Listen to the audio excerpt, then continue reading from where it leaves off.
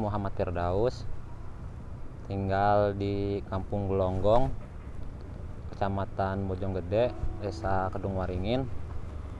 Nah, saya di sini sebagai pembenih ikan lele, terutama di sektor pembenihan.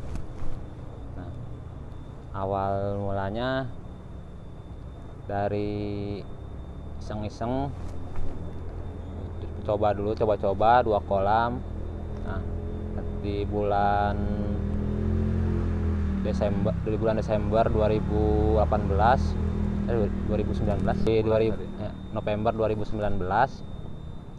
Nah, di bulan Januari saya mulai diseriusin.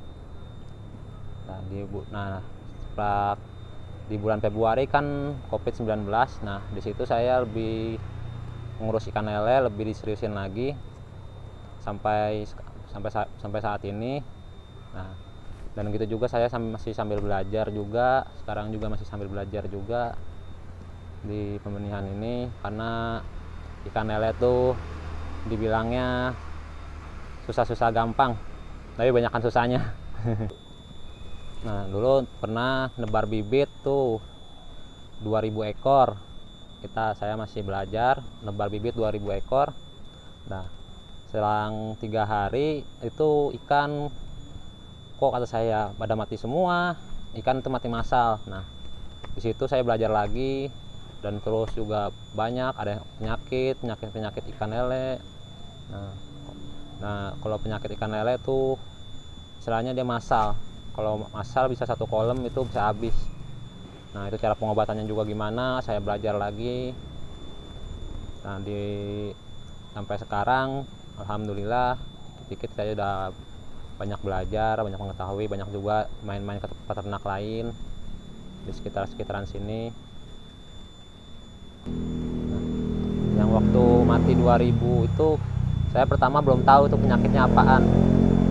Tiba-tiba mati aja semua itu kan. Yang paling yang bertahan yang beberapa ekor, nggak nyampe ratusan.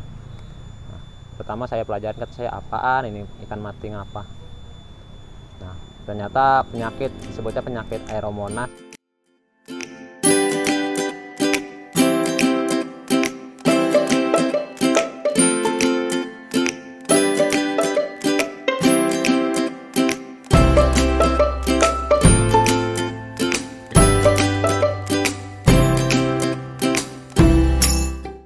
Ya, ini kolam pembenihan semuanya, karena di sini lebih ke pembenihan.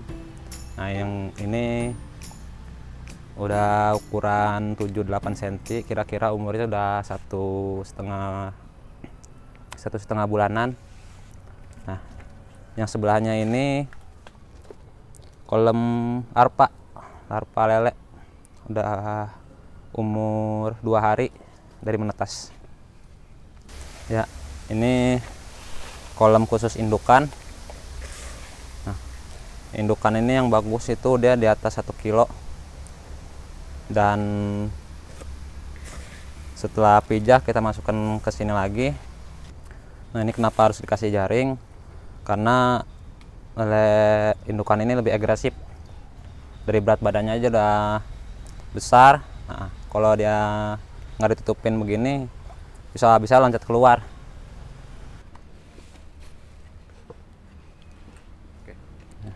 Nah, ini buat kolam, buat disebutnya kolam penganten. Nah, buat ngawinin ikan lele di sini nih. Nanti dia pakai ijukan, kita taruh, dipilihin indukan yang bagus yang sudah siap untuk dipijah. Nanti kita campur di sini betina dan jantannya.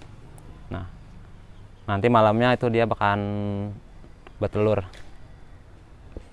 Dari bertelur, setelah bertelur dia kita pindahin telurnya ke telur penetasan. Nah, 1 hari sudah bertelur, 1 harinya menetas dia. Kalau di pembesaran yang saya rasain, pertama itu modal untuk dipakannya kita yang lebih besar. Sedangkan kalau di pembenihan kita pakannya tidak terlalu, cuman dia main di banyak aja. Kalau pembesaran kita tergantung kita nebar bibitnya. Kalau kita nebar bibit semakin banyak, nebar bibit semakin banyak pula itu pakannya, itu peletnya itu. Kalau dari sisi usaha lebih nguntungin di pembenihan, karena di secara lebih bedanya di perawatannya aja. Kalau kita di pembenihan perawatannya itu lebih ekstra, lebih hati-hati. Kan sedang kayak kita ngerawat bayi aja, lebih susah dari bayi.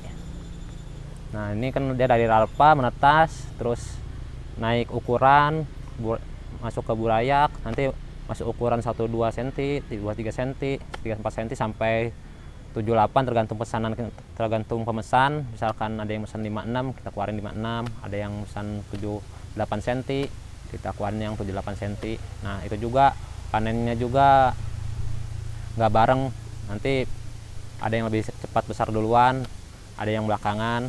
Nah nanti di situ bertahap kita panennya yang lebih besar, yang lebih duluan, tergantung dari kita mejahin berapa indukan. Jadi semakin banyak indukan, semakin banyak telurnya juga.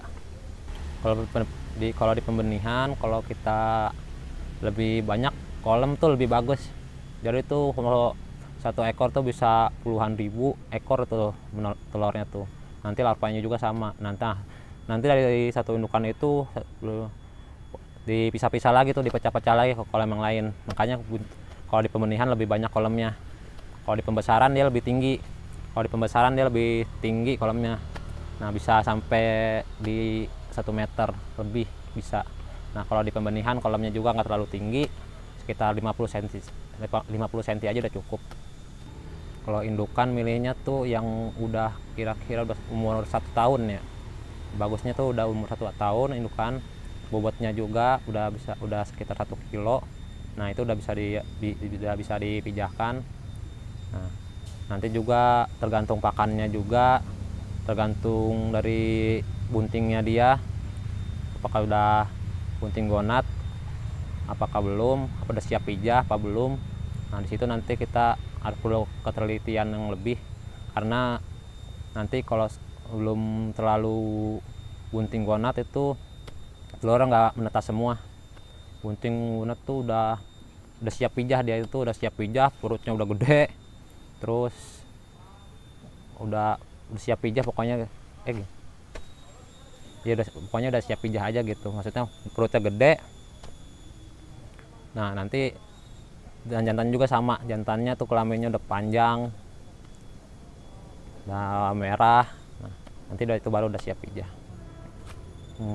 Kalau kawin tuh katanya masih baru katanya yang bulan-bulan 7 yang kurang bagus katanya tuh kalau telur.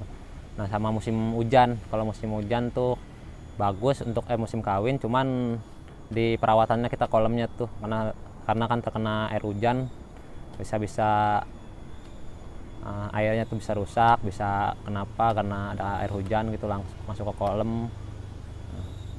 Nah itu yang jadi faktor, bisa jadi bibit penyakit juga. Dalam setahun tuh ikan bisa dipijahin bisa 4 kali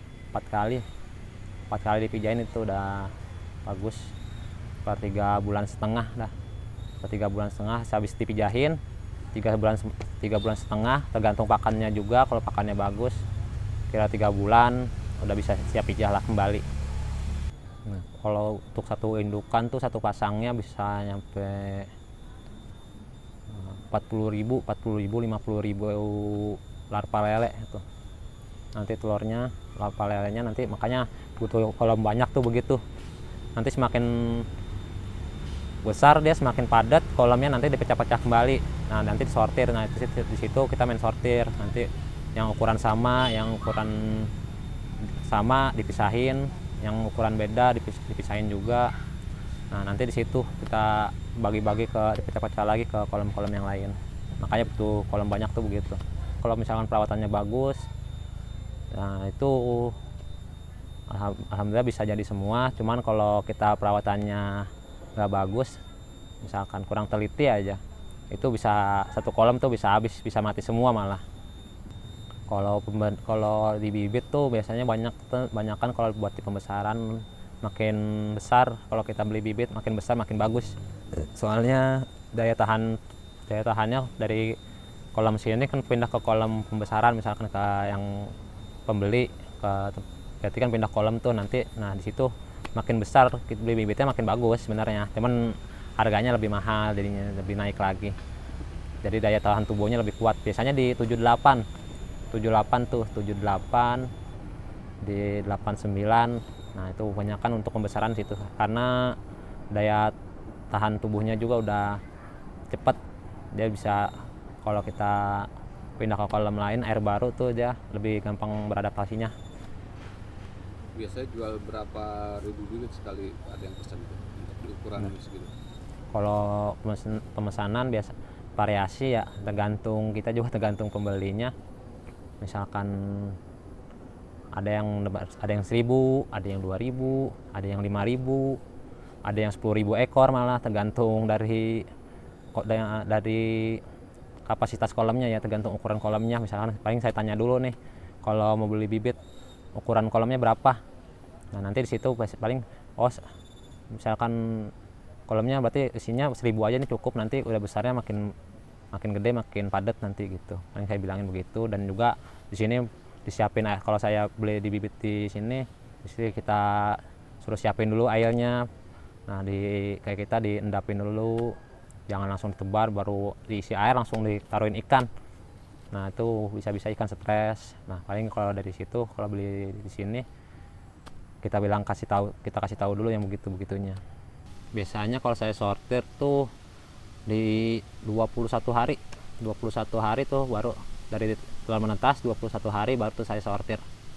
Nah nanti dipecah lagi, nanti kan banyak tuh satu kolam tuh bisa puluhan ribu. Nah nanti dipecah lagi per ukurannya, kita pecah lagi. Nah nanti pas disortir keduanya lagi bisa di umur 3 minggu, di umur 3 minggu lagi dah, kita 3 minggu kita sortir kembali lagi.